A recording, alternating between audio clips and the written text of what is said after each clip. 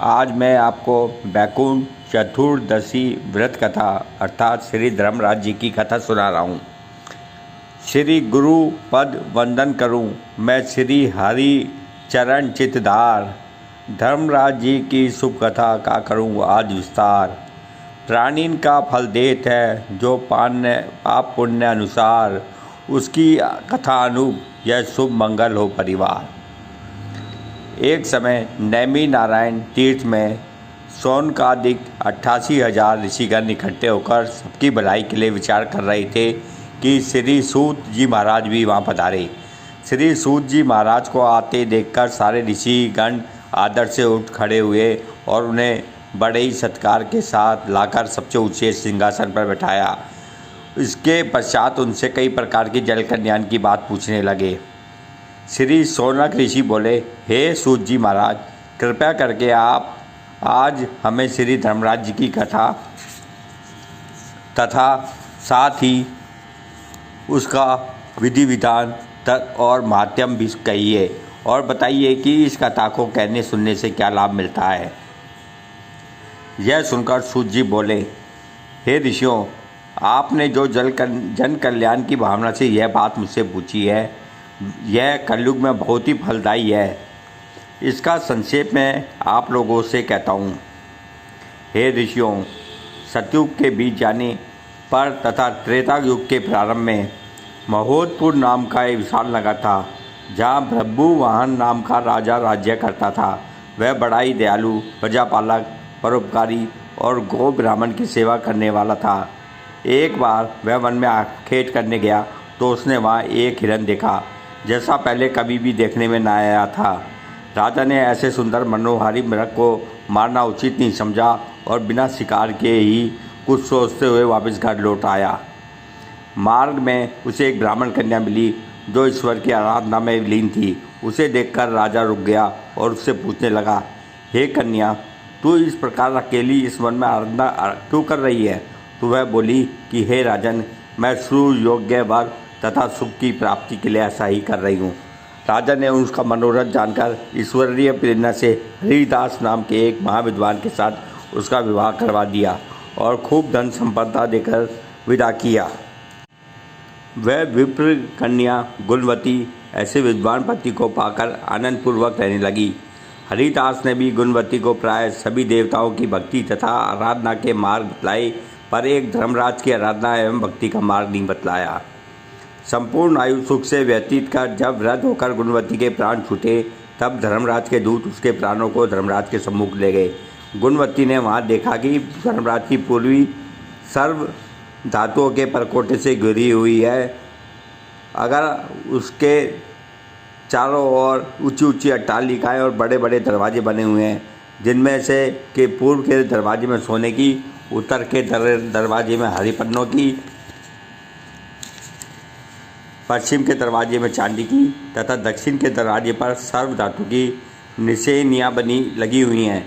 उसे देखकर गुणवती ने बड़े ही कष्ट से निशेनी पर चढ़कर धर्मराज के पुर में प्रवेश किया। वहाँ उसने अत्यंत मनोहर धर्मराज के मंदिर और वहाँ के विशाल ठाट बाट को देखा।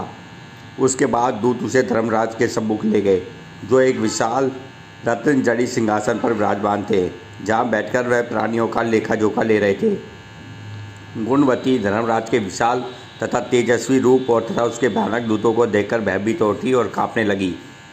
कई प्राणियों का लेखा जोखा देखने के बाद जब धर्मराज ने गुणवती के प्राण पाप पुण्यों का लेखा जोखा देखा तो वह देख कर कि उससे अन्य देवताओं को भी उसकी भक्ति देख करके पसंद किया है, पर धर्मराज की भक्ति उसने बिल्कुल भी नहीं की है।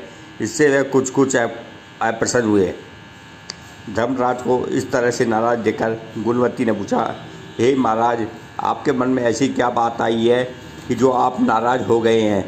धर्मराज ने कहा, हे गुणवती, तूने सभी धर्म कर्म किए और सभी देवताओं की आराधना व पूजा की, पर मेरे लिए तूने कुछ भी नहीं किया। बस यही बात मेरे मन में आ रही है। हे गुणवती, तू ही बता, यह सत्य है या नहीं? यह सुनकर गुणवती ने कहा, हे भगवान, मैं आपकी भक्ति या आराधना का ढंग नहीं जानती थी, इसलिए नहीं कर सकी।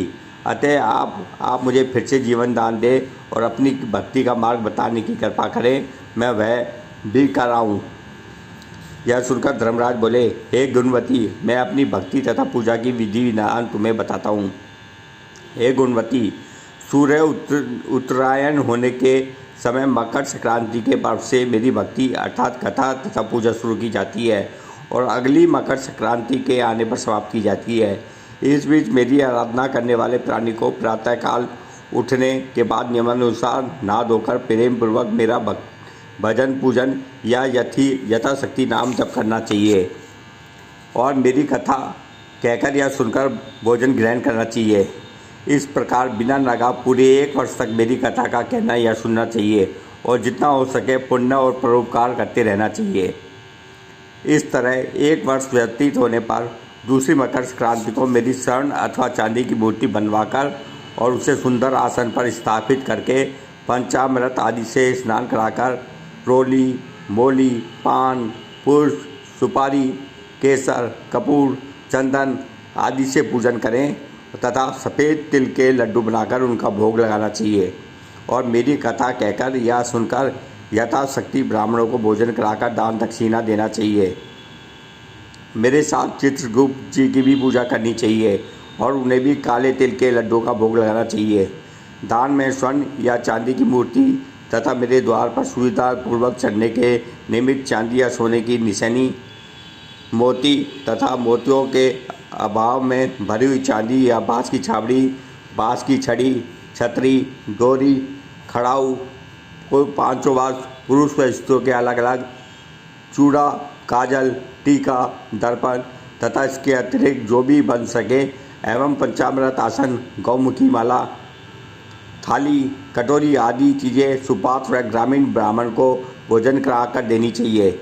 इसके बनाए सिवाय बन चुके तो धर्मराज के निमित्त अश्व तथा कपिला गऊ और चित्रगुप्त जी के निमित्त काली गाय को दान करें तथा धर्मराज के निमित्त आसन, सिंहासन, आभूषण आदि का भी दान करें। यदि संभव हो सके तो गौदान करने वाली गायों के सोने के सींग, चांदी के खुर व तांबे की पीठ बनाकर दान में दें। हे गुणवती, यह विधान जो मैंने बताया है, जिनकी शक्ति या इससे अधिक दे सकने की है वो अधिक दें और जिनकी शक्ति कम है वे यथाशक्ति दें। इस प्रकार कथा का विधान बताकर धर्मराज ने अपने दूतों से कहा, हे दूतों, इस गुणवती को प्राणों की वापस मृत्युलोक में ले जाओ। उधर मृत्युलोक में गुणवती की मृत्यु के पश्चात उसके संबंध जानी अर्थी उठाकर सजाकर उसे शमशान में ले जाने की तैयारी कर रहे थे कि वह पुनर्जीवित हो उठी। इस प्रकार उसके जीवित हो जाने से सभी को बड़ा आश्चर्य हुआ और वे उससे का कारण पूछने लगे। तो गुणवती ने सबको सारी कथा कह सुनाई और धर्मराज के व्रत की विधि का और कथा का भी वर्णन किया। इस प्रकार गुणवती ने विधिपूर्वक 1 साल तक धर्मराज की कथा कहकर अंत में धर्मराज को उत्साहपूर्वक पूजन करवाया एवं दान पुण्य किया, जिससे धर्मराज अति प्रसन्न हुए और गुणवती सानंद स्वर्ग को प्राप्त हो गई। इतना कहकर सूत जी बोले, हे ऋषियों, जिस घर में स्त्रियां इस व्रत को धारण करती हैं और इस कथा को कहती हैं, उस घर में सभी प्राणी धर्मराज के दरबार में निर्भयता के साथ जाते हैं। उन्हें धर्मराज के दूत रास्ते में कुछ भी कष्ट नहीं देते और धर्मराज भी प्रेम पूर्वक उनका लेखा जोखा देते हैं और पापों के क्षय का उपाय भी बतला देते हैं। अगर जो भी इस कथा को विधिपूर्वक कहते या सुनते हैं, उन्हें मृत्यु काल में यमराज के दूत कष्ट नहीं पहुंचाते हैं और उन्हें गरुड़ पुराण में बतलाए हुए धर्मराज की पुरी के मार्ग में जाने में भी कोई कष्ट नहीं होता। इस प्रकार वे प्राणी सहज ही वैकुंठ को प्राप्त हो जाते हैं, इसमें कोई भी संदेह नहीं है। धर्मराज की यह कथा पढ़े सुने चितलाए, दोनों लोक आनंद मिले, सुख संपत्ति बहु पाए। कथा विसर्जन होती है, अपने भीतर के पट खोलो, एक बार सब सुनने वाले धर्मराज की जय बोलो। बोलिए श्री धर्मराज महाराज की जय।